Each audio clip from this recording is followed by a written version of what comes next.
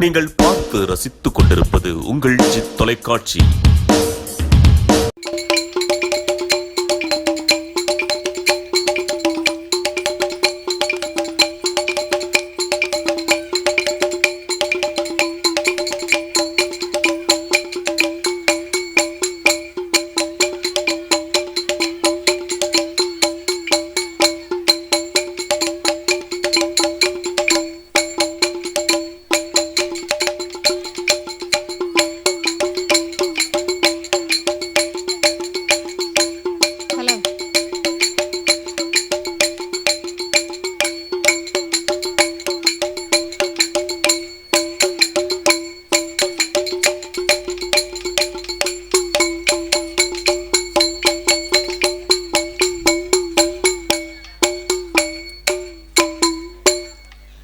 அல்லல் போம் வல்வினை போம் ஆமையா அன்னை வயற்றில் பிறந்த தொல்லை போ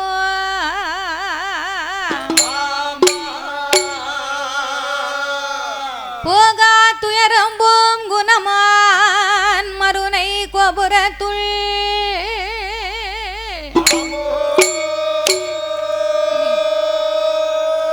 வீச்சிருக்கும் கணபதியை கை தொழுத காப்பே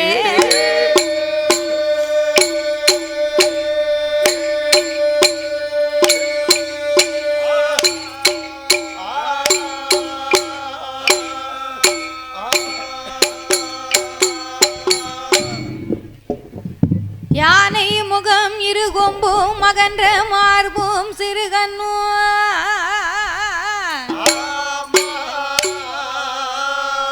பானை போல் பெருவயரும் பங்கான பொன்பூநூல் அழகும்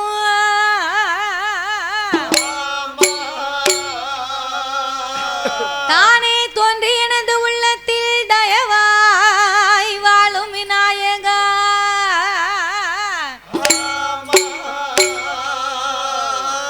நானே உமது பாதம் பணிவேன் என் நாவில் வந்துதிப்பாய் ஓம் கணபதியே.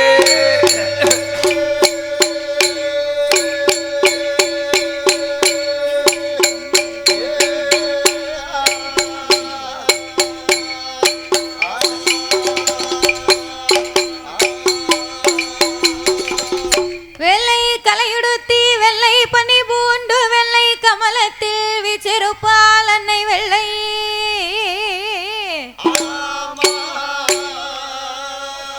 வெள்ளை அரியாசனத்திலே அரசரோடு என்னை சரியாசனத்தில் வைத்த எந்தாய்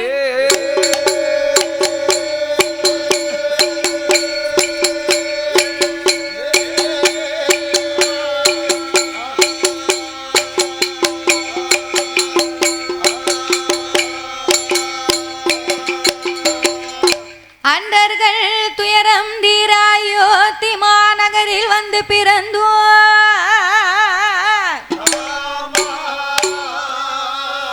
தண்டகாருண்யம் சென்று சமுத்திரத்தை ஓர் அணையாகவே கட்டி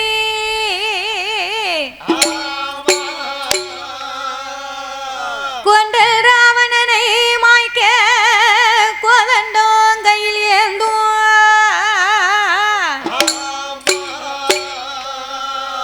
பண்டரி போச்சும் ராமா ராமச்சந்திரா உன் பொன்னடி கமலம் போச்சு போச்சு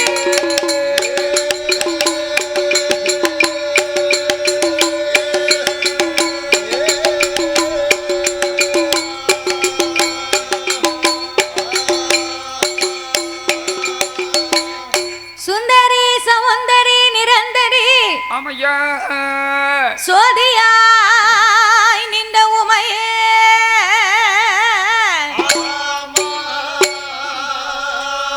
சுக்கிர வாரத்தினால் உன்னை தரிசிப்பவர்க்கு அருள் புரிவாய் என் தாயே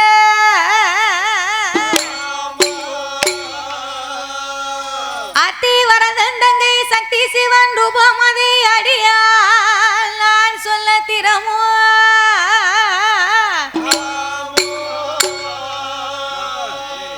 இந்த குலைய நெறிமான நகரத்திலே புகழாக வந்தமர்ந்த வந்தமர்ந்த என் நம்பிகை அங்கையர் கண்ணி அகிலா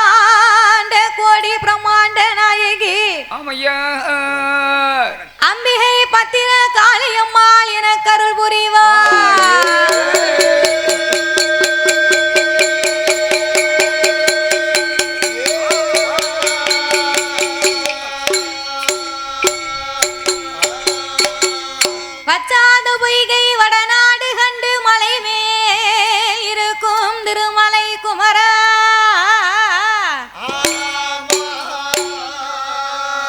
உச்சார் தன்னை எனக்கு ஒருவர் இல்லை உமையால் தனக்கு மகனே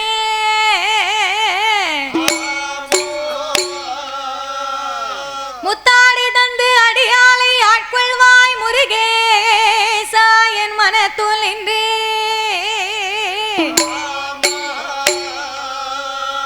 விஸ்தனமாகவே புள்ளி மயில் ஏறி வர வேண்டும் எனதானே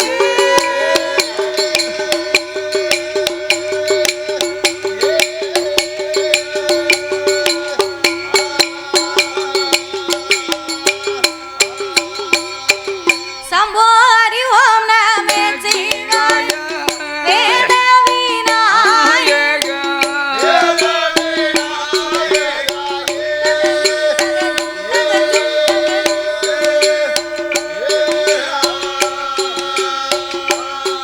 சம்போ அறிவோம் நாமே சிவாய வேத விநாயக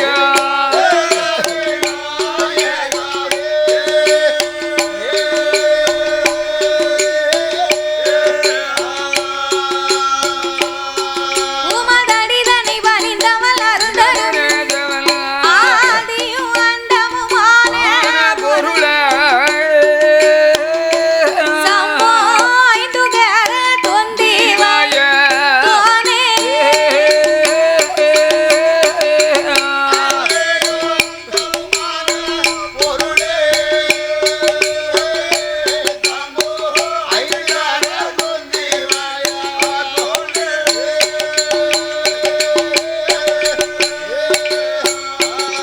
சாமி ஐந்துகரமும் தொந்திவாய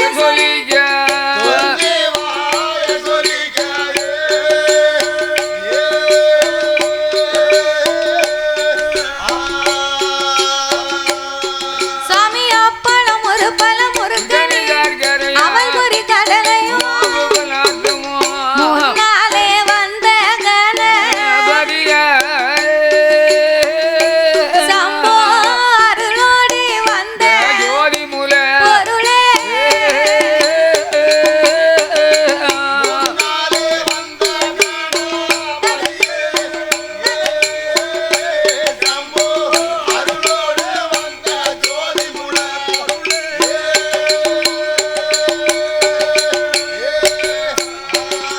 அப்பனே வேதமந்திர நீலச்சந்திர சேகரந்தாலும்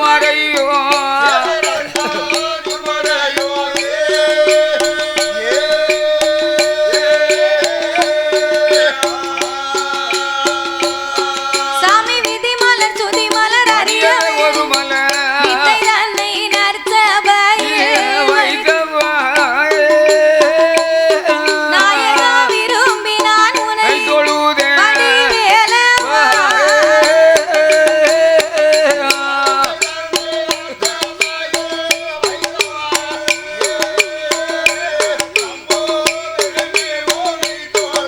வடிவேலவா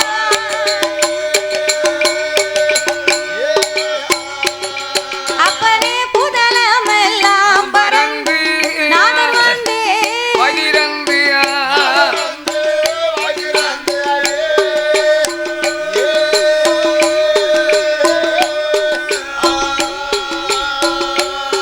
சாமி புகழவள் கலை மகள் அறிய பொது கண்ணீரைந்த சிவன் நாயகா புகழ்ந்து நான் எப்போதும் உம்மை பாடுவேன்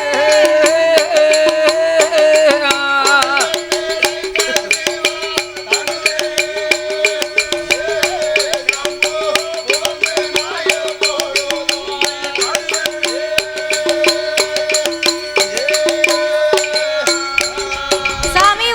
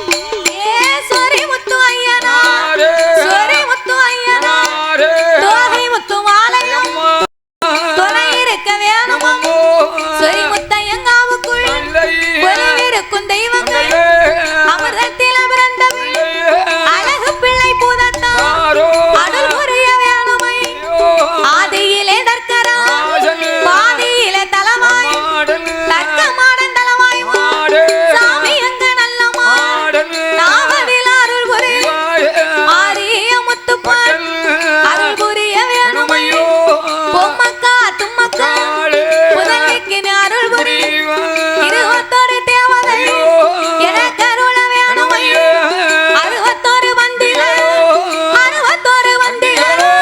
அடியாளுக்கு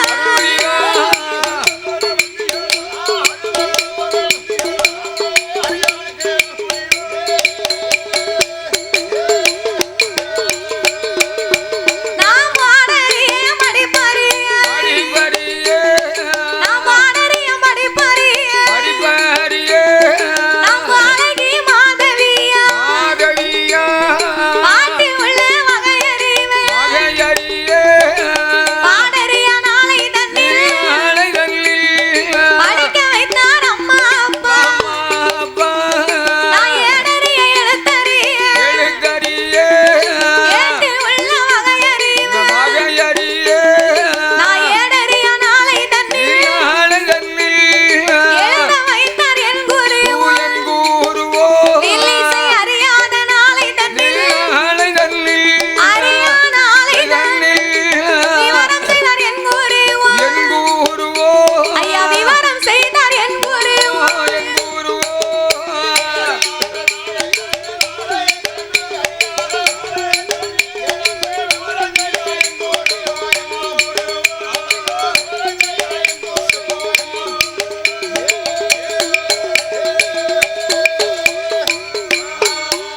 சாமியா எந்து நல்ல வயதடி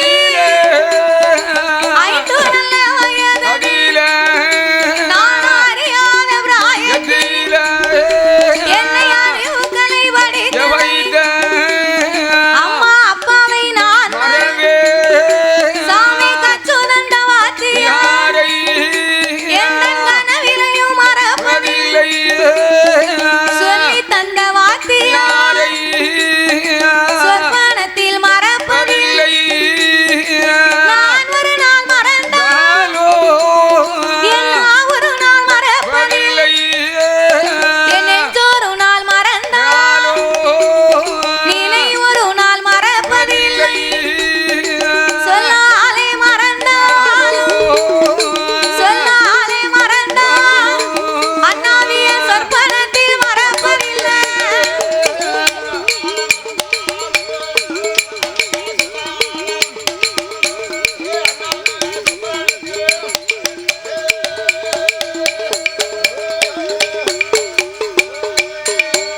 சாமி கச்சுதண்ட வாத்தியா அண்ணாவி குருவவன் யாரு என்று பார்த்தோமா தென்னிந்தியா தேசமே தென்காசி மாவட்டத்தில் செந்தாழை பூச்சொலி சீவநல்லூர் நகரில் மாநிலமும் ஞானி வச்சு ஐயா மாடசாமி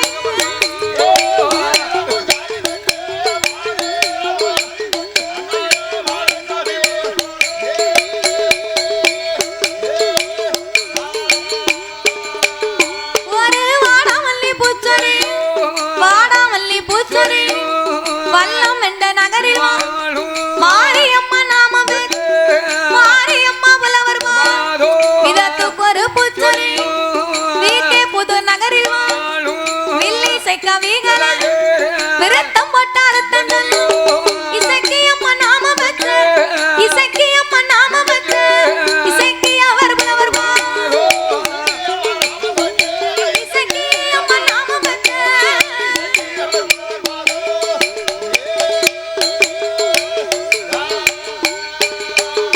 ஐயா காட்டு மல்லி பூச்சொலி கடைய நல்லு நகரில் கட்டு கட்ட கவிபா கணநாத நாம பெற்று கலை உலகில் கியாதி வச்சு ஐயா கணபதி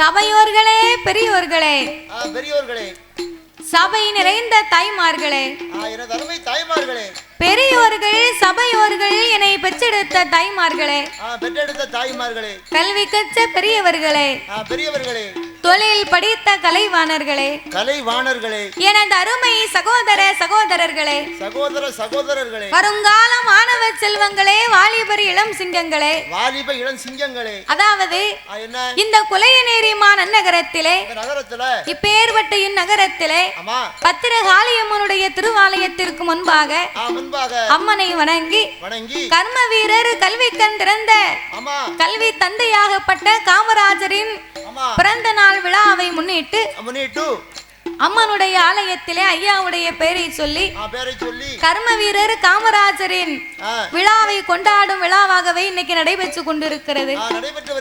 அப்பேற்பட்ட இந்த விழாவிலே இன்றைக்கு ஒரு நேர நிகழ்ச்சிக்காக மட்டும் நாமளுடைய வில்லிசையை அன்போடு நாமளை இங்கு வரவழைத்து உள்ளார்கள். நாமளை வரவழைத்த அனைவர்களுக்கும் நாங்கள் நன்றியை தெரிவித்துக் கொண்டு அதாவது கர்ம வீரர் காமராஜர் என்று சொன்னா நாமளுக்கெல்லாம் இன்னைக்கு பள்ளிக்கூடம் போறோம், இலவசமா சாப்பிட்டு பள்ளிக்கூடத்தை படித்து கொண்டு வருகிறோம் அப்படின்னு சொன்னா அதற்கு கர்ம வீரர் காமராஜர் ஐயா ஒரு பெரிய காரியம் செய்திருக்கிறார். அவர் ஆரம்பித்த இலவச கல்விதான் இன்னைக்கு வரைக்கும் தொடர்ந்து கொண்டே இருக்கிறது. மதிய உணவு திட்டம் ஒரு பக்கம், இலவசமா புத்தகம், பேக்கு, செருப்பு முதற்கொண்டு நமக்கெல்லாம் கொடுக்கறாங்க. அதெல்லாம் ஐயா வைத்திருந்த சட்டத்தின்படியாக இன்னைக்கு நடந்து கொண்டிருக்கிறது.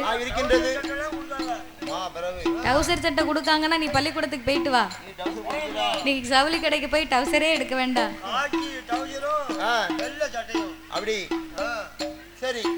இன்றைய தினத்திலே காமராஜரின் திரு வரலாறையே நாங்கள் பாட இருக்கிறோம். உங்கள் முன்னாடி அழகா பாட போறோம். முதலாக இதற்கு முன்பாக இந்த கதையை காமராஜருடைய வரலாறை படித்தது கிடையாது. இன்றைக்கு முதலாகவே இந்த குலையநேரி நகரத்திலே காமராஜர் ஐயாவின் விழாவை முன்னிட்டு அவர் பிறப்பு கதையை, அரசியல் கதையை, வாழ்ந்த கதையை, நாமளுக்கெல்லாம் நல்லது செய்த கதையை, ஐயாவுடைய திருவரலாறையே நாங்கள் பாட இருக்கிறோம். அழகா பாட போறோம்.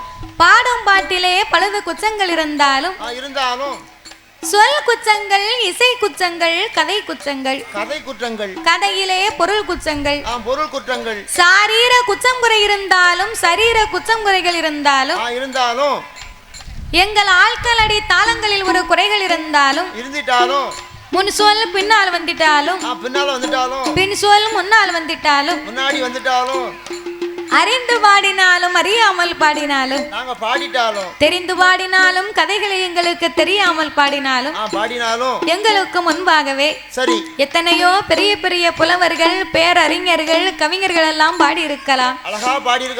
ஆன போதிலும் அடியால் நான் ஒரு சிறு குழந்தை. உங்கள் வீட்டு பிள்ளையாகிய நான் மாதவி. என்னால் தெரிந்தளவு இக்கதையவே நாங்கள் பாடுகின்றோம். உங்கள் முன்னாடி அழகா பாட போறோம். உங்கள் வீட்டு பிள்ளை தவறு செய்தால் எப்படி பச்சை மட்டையை கொண்டு பட்டாரு பட்டாருன்னு அடிப்பீங்களோ, வீட்டு பிள்ளை தவறு பண்ணுனா பச்சை மட்டையை கொண்டு அடிப்பாங்க. முதல்ல பிள்ளைக்கு அன்பா சொல்லுவாங்க. அன்பா சொல்லி அந்த பிள்ளை கேட்கலன்னா தான் பச்சை மட்டையை கொண்டு பலார்னு அடிப்பாங்க. நீங்க சொன்னா நாங்க கேட்டுக்கிடுவோம். அதனால அடிக்கணும்னா நினைக்க கூடாது. அந்த அளவுக்கு போக வேண்டாம். அந்த அளவுக்கு சேட்டை பண்ண மாட்டோம். அப்படிதான் வராது. அதனால உங்கள் வீட்டு பிள்ளையை தவறு செய்தால் அதனை எப்படி அன்போடு அழைத்து கொண்டு ஆதரிப்பீர்களோ அதுபோல் எங்கள் 6 பேர்களையுமே ஆதரிக்குமாறு கேட்டுக்கொள்கிறோம். ஐயா. தனக்கென்று வாழாமல் தரணிக்கே உழைத்த உத்தமர், சத்தியசீலர், தனிப்பெரும் தொண்டர், தியாகத்தின் சுடர் தலைவர் காமராஜரின் திருப்புகழையை பாடுகின்றோம். நாட்டிலேயும் நல்ல நாடு, நாட்டிலேயும் நல்ல நாடு, நாவலர்கள் புகழும் நாடு, கோடாமாலை பொழியும் நாடு, புலிண்டதென்றல் வீசும் நாடு, மாதம் ஒன்று மழை பொழியும், மாதம் ஒன்று மழை பொழியும், வருடம் ஒன்று பூவிளையும்.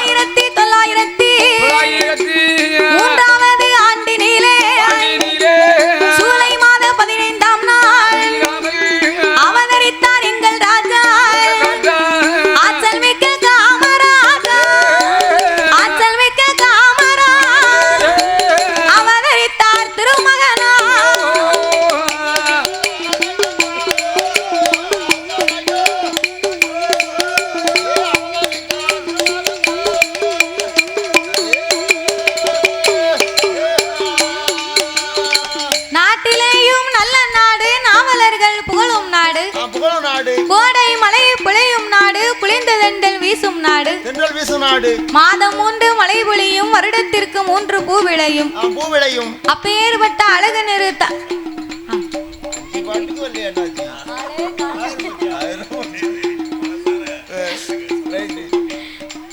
அப்பேற்பட்ட அழகு திரு நாடாகப்பட்டது. இன்றைக்கு விருதுநகர் என்று அழைக்கக்கூடிய விருதுபட்டியிலே சத்தியம் தவறாத சத்திரிய நாடார் குலத்திலே குமாரசாமி நாடாருக்கும் சிவகாமி அம்மையருக்கும் 1903ஆம் ஆண்டு ஜூலை 15ஆம் தேதி அன்னைக்கு காமராஜராகவே அவதரித்தார் கர்ம வீரர். காமராஜர் ஐயா அவர்கள் அப்படி அவதரித்த திருமகனுக்கு அம்மா அப்பா இருபேர்களுமாக இணைந்து காமாட்சி என்ற பெயரை அவருடைய பாட்டியாகப்பட்ட பார்வதி அம்மையார் சூட்டினார்.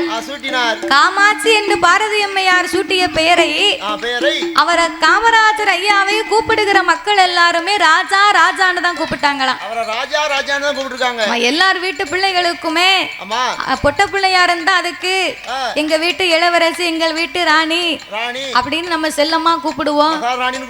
ஆமா, அத மாதிரி தனக்கென்று பிறந்த திருமகனுக்கு காமாட்சி என்று வைத்த பெயரை ராஜா ராஜாவென்று செல்லமாகவே கூப்பிட்டதுனால பிள்ளை வளர வளர காமராஜாவென்றே பெயரை பெற்றார். முன்னோர்களுடைய பேரை வந்து உச்சரிக்க மாட்டார்கள். தாத்தா பேர் விட்டுருக்கோம், பாட்டி பேர் விட்டுருக்கோம். அவங்க பேரை வந்து சரி மருகி அழைக்க மாட்டார்கள். ஏன் காரணம்? என்ன காரணம்? தாத்தா பேரை சொல்லக்கூடாது, ஆட்சி பேரை சொல்லக்கூடாது. அதுக்காக இன்னொரு பேரை மருகி அழைப்பார்கள். எப்படி அழைப்பார்? அதாவது காமாட்சி என்று சொல்ல அப்பேற்பட்ட ஐயாவை ராஜா என்று அழைத்திருக்கின்றார்கள். ஆமா, உண்மையான பேர் வந்து காமாட்சி என்று சொல்லக்கூடிய பேர் தான். அவர் பேர் காமாட்சின்னு சொல்லியிருக்காங்க. அப்போ காமாட்சி என்ற பேரை காமராஜாவென்றே சொல்லி வளர்த்து வரக்கூடிய காமராஜர் ஐயாவை எப்படி வளர்த்து வருகின்றார்கள் தெரியுமா? எப்படி ஐயா? 4 ஒரே மேனியுமா, 4 ஒரே மேனியுமா, வளர்ந்து ஒரு வண்ணமுமா,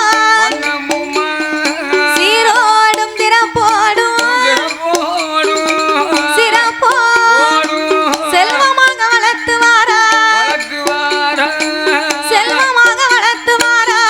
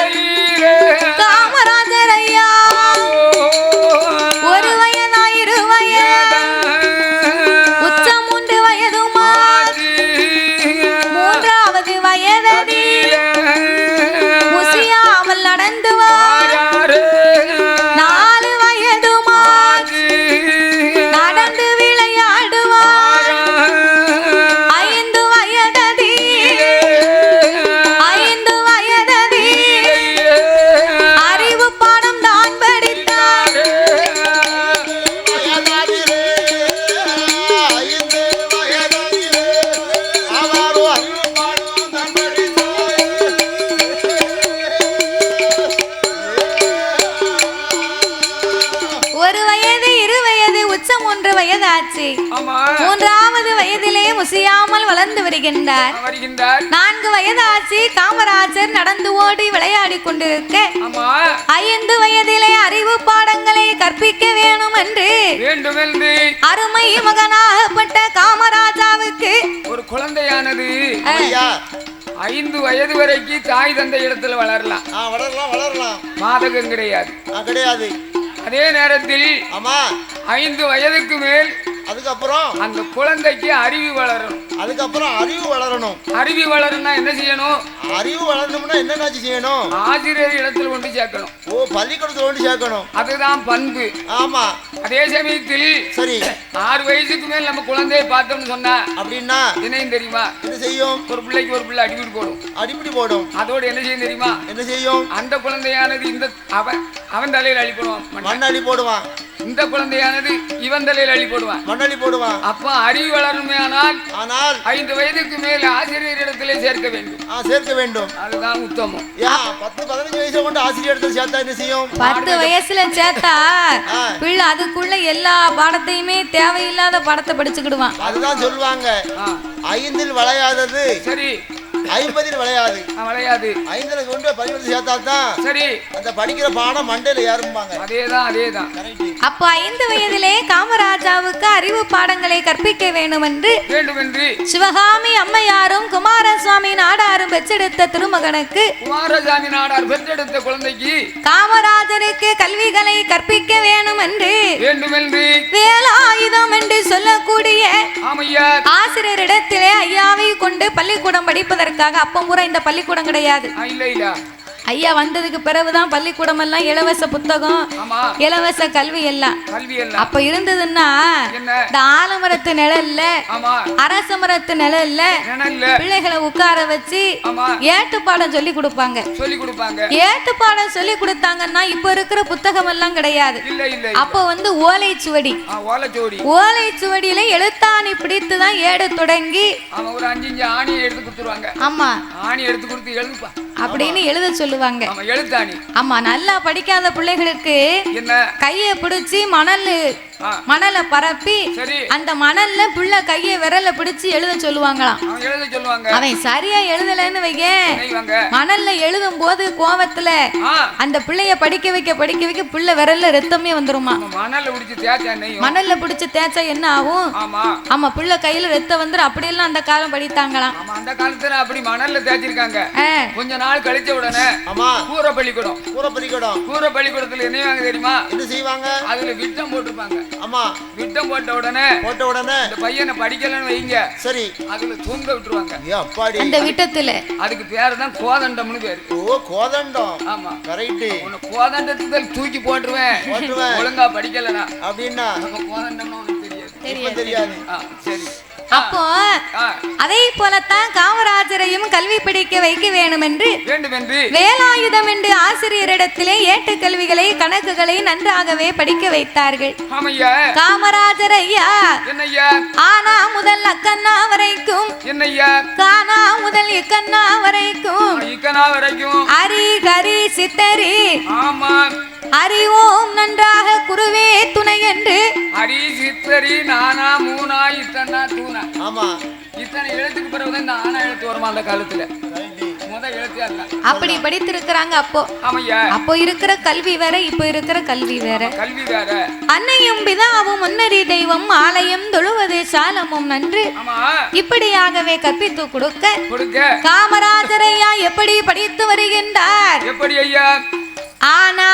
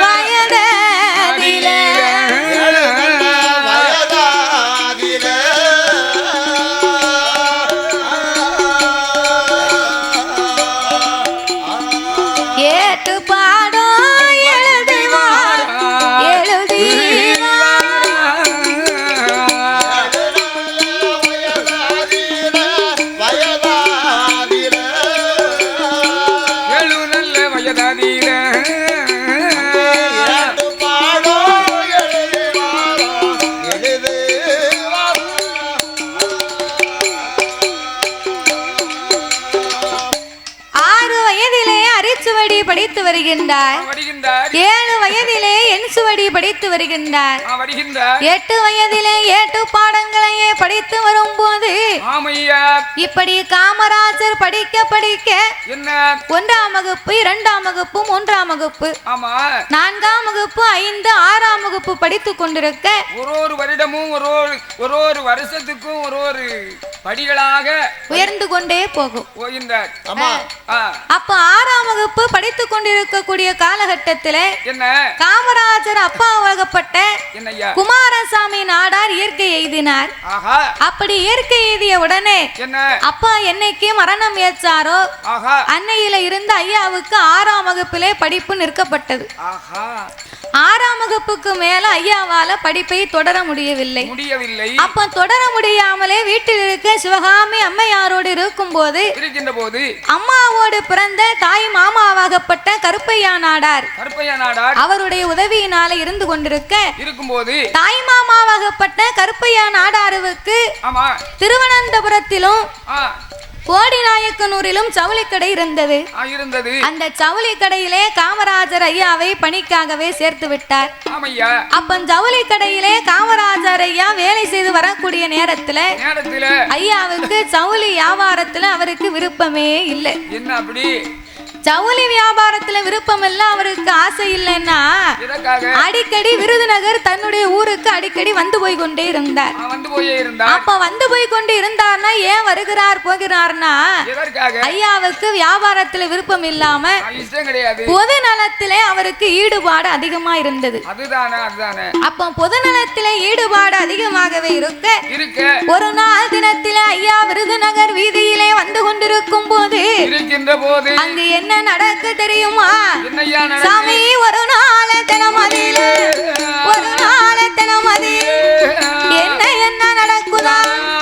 மாதம் கொண்ட யானையது மக்கள் எல்லாம் சிதறிவோர் அவளியே வந்த ராஜா அவன் நிலையை தானே கண் துதிக்கையிலே சங்கிலியும் இல்லை என்று தான் அறிந்து கோவில் பக்கம் ஓடி வந்து சங்கிலியை தான் எடுத்து யானை மேல போடுவார்.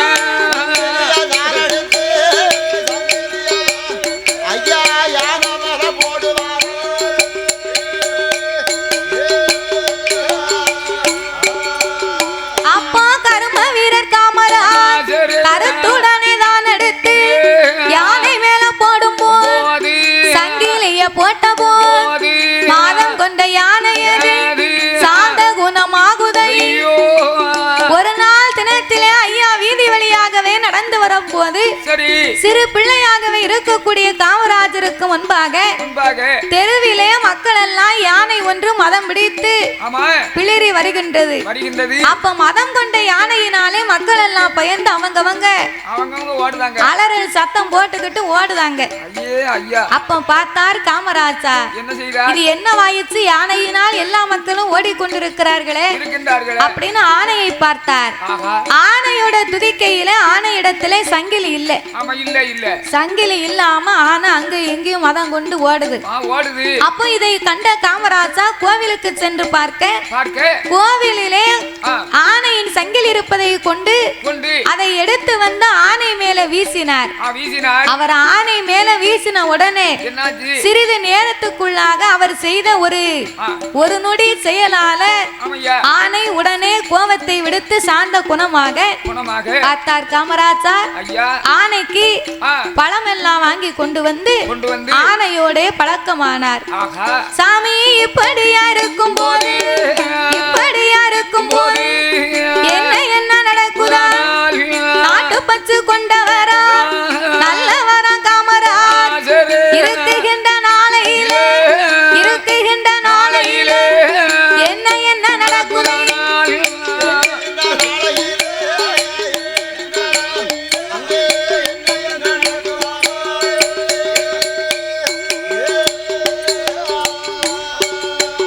சாமி அப்படியா இருக்கும் போது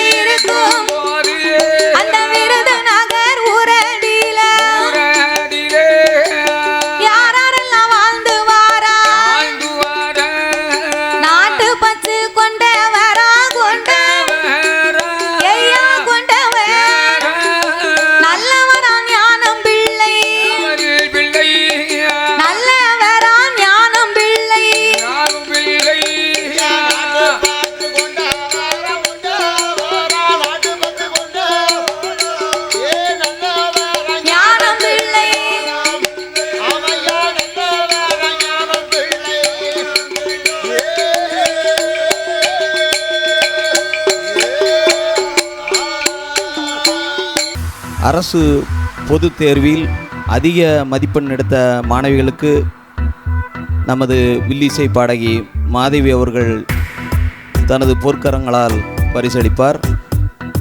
முதலில் 10ஆம் வகுப்பு. 10ஆம் வகுப்பில் முதல் மதிப்பெண் எடுத்தவர் ஜி மாலு, தகப்பனார் பெயர் எம் கோவிந்தன்.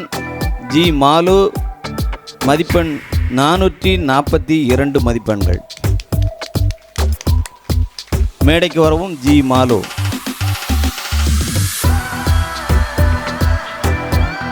ஜி மாலு 10ஆம் வகுப்பில் முதல் மதிப்பெண் 442 மதிப்பெண்கள், தகப்பனார் எம் கோவிந்தன். இரண்டாவது எம் மகேஷ் 438 மதிப்பெண், தகப்பனார் எம் முருகன். 10ஆம் வகுப்பில் இரண்டாம் மதிப்பெண் எம் மகேஷ் 438, தகப்பனார் எம் முருகன்.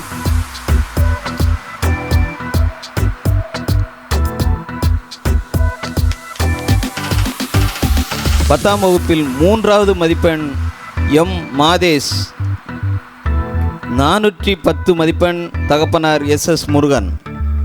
10ஆம் வகுப்பில் மூன்றாவது மதிப்பெண் 410, தகப்பனார் எஸ் முருகன்.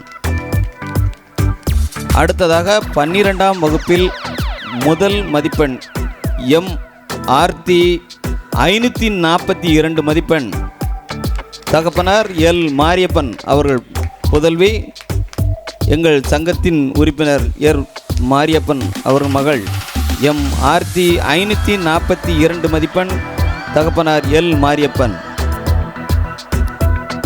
12ஆம் வகுப்பில் இரண்டாவது மதிப்பெண் ஐ ஜெயந்தி 469 மதிப்பெண், தகப்பனார் எம் ஐயம்பெருமாள் அவர்கள். 12ஆம் வகுப்பில் இரண்டாவது மதிப்பெண் ஐ ஜெயந்தி 469 மதிப்பெண், தகப்பனார் எம் ஐயம்பெருமாள் அவர்கள். 12ஆம் வகுப்பில் மூன்றாவது மதிப்பெண் ஜி அன்னலட்சுமி 455, தகப்பனார் எம் கணேசன் அவர்கள். 12ஆம் வகுப்பில் மூன்றாவது மதிப்பெண் ஜி அன்னலட்சுமி 455 மதிப்பெண், எம் தகப்பனார் எம் கணேசன் அவர்கள். அடுத்ததாக வில்லிசை பாடகி மாதவி அவர்களுக்கு பொன்னாடை பொருத்துவதற்கு ஜெகன் அவர்கள் மனைவி கார்த்தீஸ்வரி மேடைக்கு வரவும்.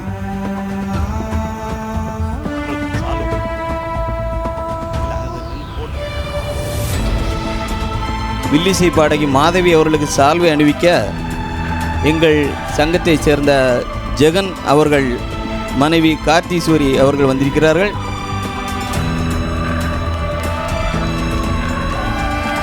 அடுத்ததாக மாதவி அவர்களுக்கு நினைவு பரிசு வழங்க எங்கள் சங்கத்தைச் சேர்ந்த சக்திவேல் அவர்கள் மனைவி கார்த்தீஸ்வரி மேடைக்கு வரவும். எங்கள் சங்கத்தைச் சேர்ந்த சக்திவேல் அவர்கள் மனைவி கார்த்தீஸ்வரி மாதவி அவர்களுக்கு நினைவு பரிசு வழங்குவார்.